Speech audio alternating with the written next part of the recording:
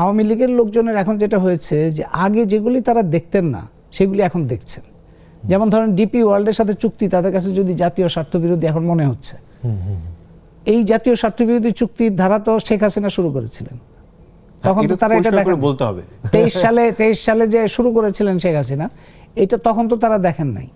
তখন তো তারা এখানে যে সমস্ত এই মার্কিন যুক্তরাষ্ট্র কিংবা অন্যান্য বিভিন্ন ধরনের কোম্পানির সাথে যে সমস্ত চুক্তির তৎপরতা শেখ হাসিনা চালিয়েছিলেন সেগুলি তারা দেখেন। তখন যেগুলি দেখেন না এগুলি তাদের চোখে পড়ছে এবং সেই জন্য মনে হচ্ছে কেন কথা বলছে না, কথা বলছে না। এবং তখন তারা বলতেন যে কেন আপনারা কথা বলেন এত বেশি, সব কিছুতে বিরোধিতা করেন কেন।